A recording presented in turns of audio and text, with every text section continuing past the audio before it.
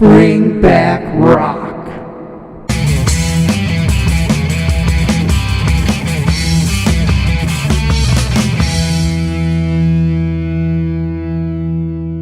Hey everybody, it's Dean. Welcome to Bring Back Rock. Today we're talking about the underrated albums from 1990.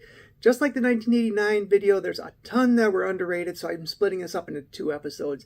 If you've seen these before, obviously you know. Kind of give you a state of rock at the beginning of this one, some of the albums that came out, the big albums, etc., what was going on in music, and then we get into the underrated albums. So I'm splitting it up, probably about 15 on this one, maybe 20, 25 on the other one. So let's get started right away with what was going on that year in rock. A lot of bands were releasing sophomore albums. A lot of bands were releasing maybe their 5th or 6th album, like Ratt, who released Detonator in 1990. It went gold. Shame, Shame, Shame, Giving Yourself Away, Loving You's a Dirty Job.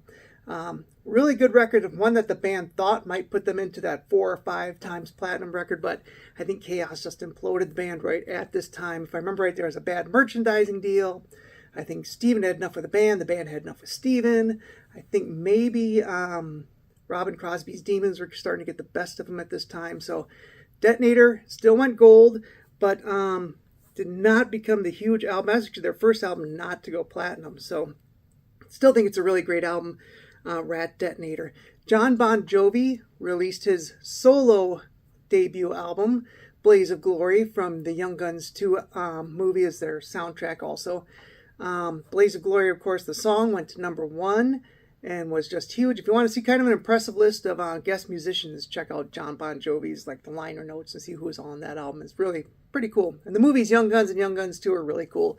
Really liked Christian Slater in number 2 as Arkansas Dave Rudebach, and the first one was just a classic, so check those out.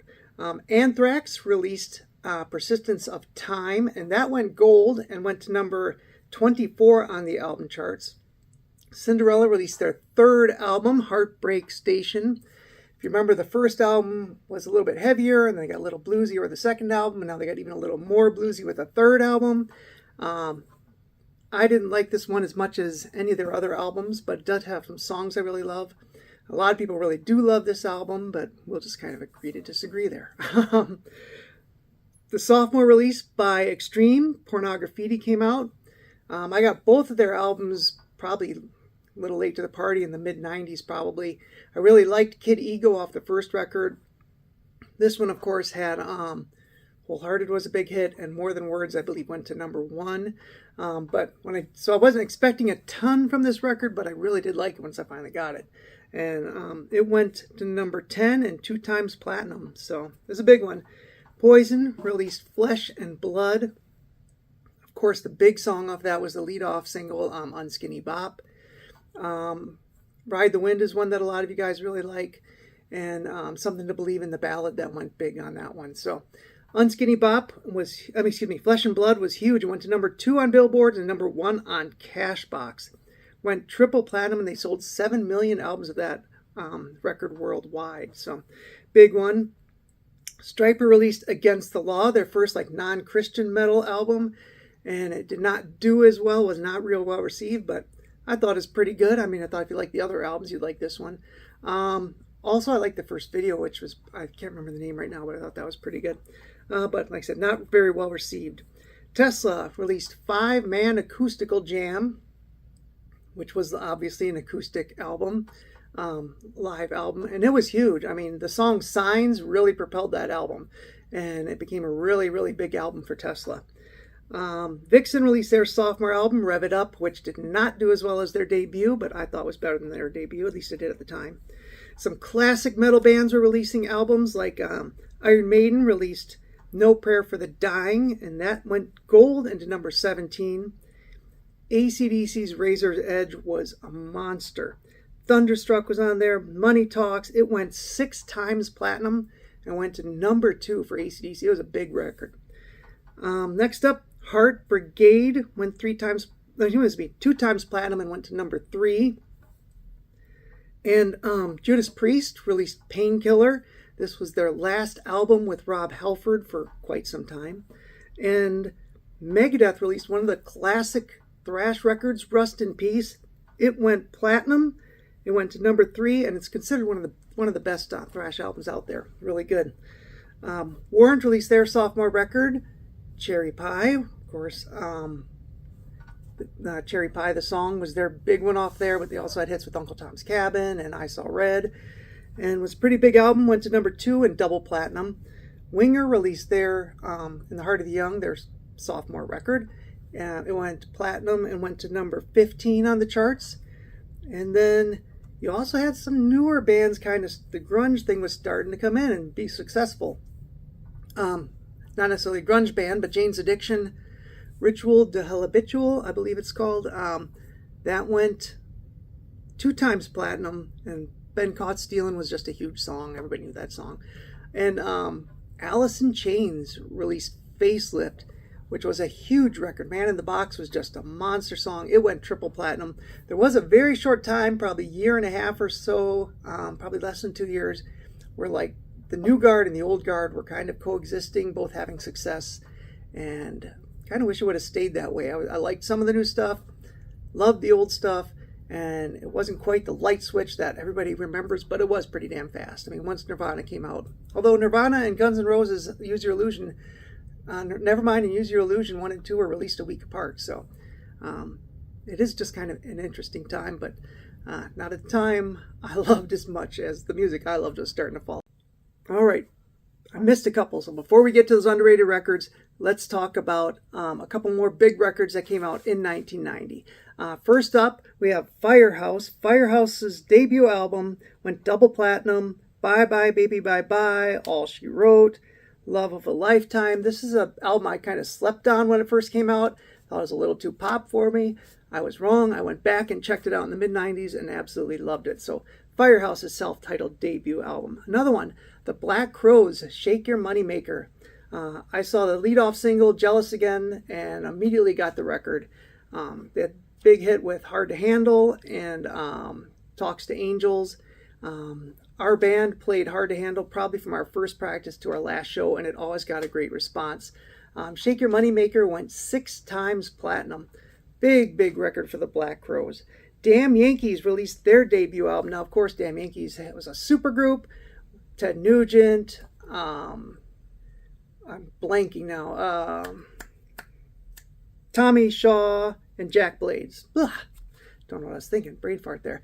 Their debut album came out. High Enough was a big one. Coming of Age was a big one, but the whole album really rocked. I remember seeing them on this tour as well. I believe opening for Poison, but great record. Damn Yankees came out in 1990 and was very successful. We also had Slaughter. Vinnie Vincent Invasion dissolved, and Slaughter was born. Stick It To You came out in 1990. The cover girl is Robin Crosby's wife at the time.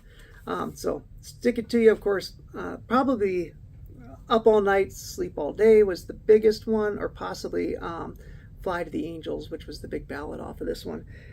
Double platinum. Really, really, really solid album. I remember when I went and asked for this the day it came out, and the guy looked at the logo and said, "Oh, it looks like Slafter," and had no idea who they were, but I did, and I wanted that album. All right, so Slaughter, Stick It To You came out, and then Trickster. If you look at that first Trickster video, they look very grunge. They got the flannel and the Doc Marten boots. They look very grunge, but the sound was not. The sound was still that up-tempo, catchy rock and roll. It went gold and went to number 28. Really, really another pretty big album. Trickster came out in 1990. All right, now we're going to get to those underrated records I was talking about. So these are the underrated albums of 1990. Okay, one last thing before we get to those underrated records. I mentioned I saw the Black Crowes on that tour. They were opening for Aerosmith. They weren't huge yet. Jealous Again was a minor hit, and of course I had the album because I like that song. But Hard to Handle was actually recorded. That video was actually recorded at that show with Aerosmith at Alpine Valley. Alpine Valley had a really great place for venue. Motley Crue did a same old situation there for their video as well. But anyway, that's it. All right, let's continue. All right, let's talk about some of these underrated albums from 1990. The first one I want to talk about is a band called Louse. This is a band that I did not discover until recently. I think Spotify might have recommended them, and I checked it out. Really good record. We Want It is the name of the album. I Want It is the name of the single. The singer is Gudrun Laus, who later changed her name to Ina Laus. Really powerful voice. They're from Germany, and she got some Doro comparisons. Not quite as heavy as Warlock. Just good, solid hard rock record that I'm really glad I discovered. So Laus, We Want It, is one of an underrated albums from 1990. The next one I want to talk about is Baton Rouge, Shake Your Soul. The debut album from Baton Rouge. You may remember seeing Walks Like a Woman as the lead-off single, which is kind of a funny video, but a really good, really catchy song. It went to a number 160 on the Billboard album charts, and if you want to know more about them, you go check out my Baton Rouge episode or my interview with drummer Corky McClellan, who played with them. It's kind of bluesy, kind of Whitesnake-ish. My friend compared them to Whitesnake. I didn't see it quite as much, but I get it. Just great, hook-filled, big choruses, really fun record. Kelly Keeling on vocals, and he later played with like MSG, King Cobra, TSO, Trans-Siberian Orchestra, and Blue Murder. Very busy singer and a very good album. Baton Rouge, Shake Your Soul. I recommend that one. Next up, Blonz self-titled album. Blonz is spelled B-L-O-N-Z. I used to see these guys in the clubs in Atlanta. Thought they were going to be huge. They're very much a mix of, say, Bon Jovi and Tesla thrown together. Did seem like it was a while between when they got signed and when the album released. Don't know if that hurt them at all, but I really thought they were going to be big. Their album was re-released on DDR Records in 2018 with a bonus track, which is probably their most commercial song I'd heard.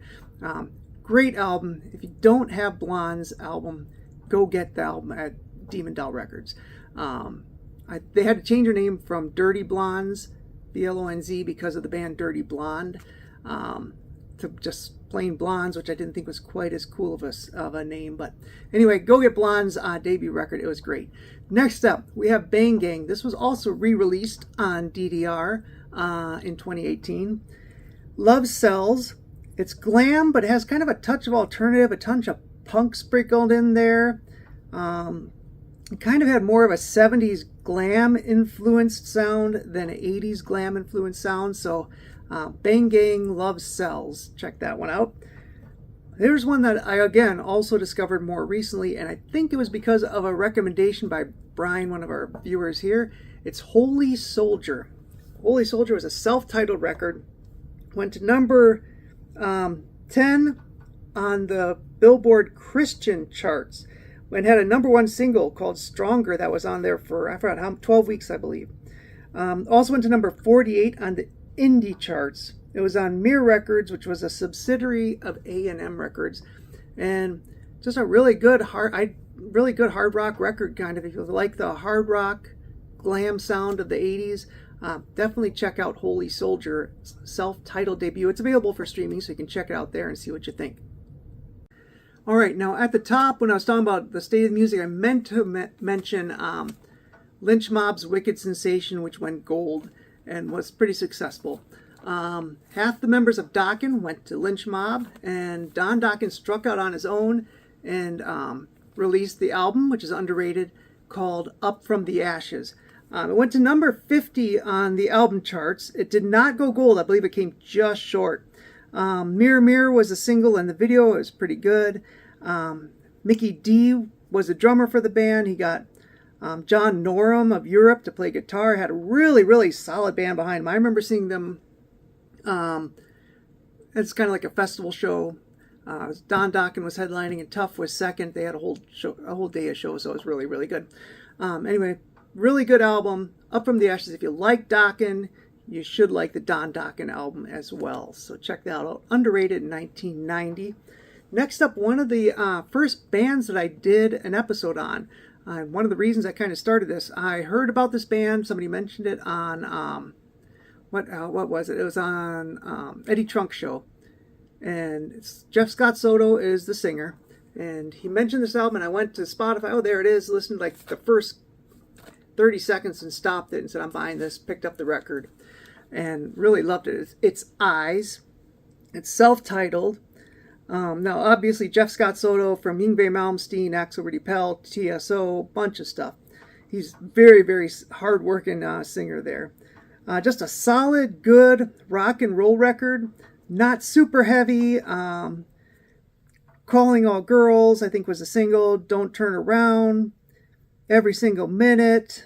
The whole album, I think, has tons of great songs. I highly recommend Eyes.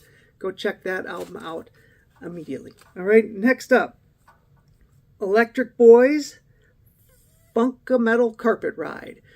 This album I talked a little bit on the last episode on because they released the European version of this in 1989, the American version in 1990, which had Bob Rock producing like 5 or 6 new songs. I forgot what it was. All Lips and Hips was the big single off of it.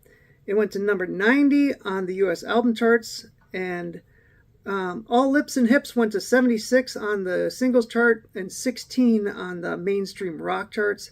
So the 1990 version, the U.S. version of Electric Boys, Funk-A-Metal Carpet Ride, came out in 1990. Fast Way, Bad Bad Girls. Here's an album I really didn't check out till recently. And I'll tell you, it's their second album with the new singer, Lee Hart. The first few songs are really, really good with really, really good guitar riffs. But I thought the first 3 or 4 songs probably were the best part of the whole album. It did not do well commercially, and the band split up soon after. But Fast Way, Bad Bad Girls, go check it out, especially those first few records. I thought they were really, really good. Or first few songs, I thought they were really, really good. All right, next we have Hericane, Slave to the Thrill. You may or may not be familiar with the album cover, which the first pressing had, well, it's controversial, and I have it on vinyl, actually, with the first pressing with the controversial cover. Kelly Hansen is the lead singer on this one. It's their third record. Kelly, of course, went on to sing famously with Foreigner for a long, long time. And Doug Aldrich, who played with Lion and, of course, went on to play with Whitesnake, is a guitar player on here. Slave to the Thrill, underrated in 1990 by Hericane. All right, we go from Hericane to Hurricane Alice, Tear Down the House. This is an album that, if you want to know more about it, more about the band, go check out my Hurricane Alice episode. Anyway, Wild, Young, and Crazy, Too Late. Really, really good album, considered a lost gem by a lot of people. It was an album that I didn't love at first, and I revisited and really came to like it. It's been re-released on Bad Reputation Records in 2020. Like I said, check out my video on Hurricane Alice. Tear Down the House, really an underrated album from 1990. Next up, we have Blue Tears. Blue Tears was more of an AOR band, not quite as heavy. Keyboards a lot featured in it.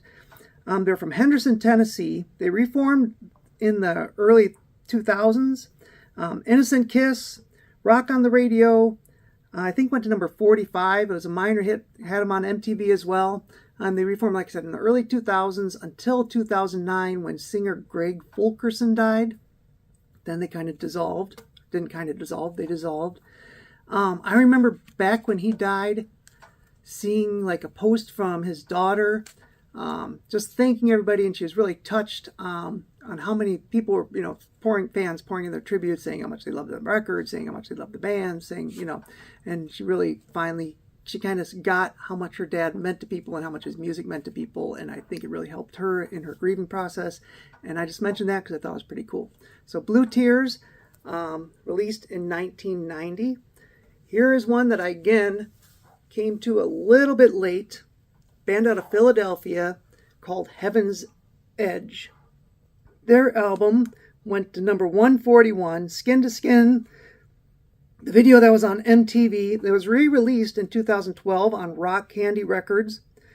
The original release was a little bit delayed because I believe it was their bass player was shot just before the album was released, and they wanted to wait for him rather than replace him. So that might have hurt them, might have lost their momentum a little bit. As a matter of fact, they were pursued by a bunch of companies, and one of the companies really wanted them. They went with another one, and the band got a tape, later on saying, I wish you would have signed with us.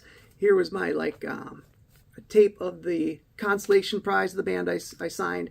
The consolation band was Firehouse. So Firehouse, obviously very successful. And, you know, we still had time in 1990 to make it. So Heaven's Edge, check them out. A great band out of Philly, just a killer record, one that I really, really loved. So check out Heaven's Edge's self-titled album if you haven't. It was definitely underrated from 1990. The last one I'm going to talk about here is Y&T 10.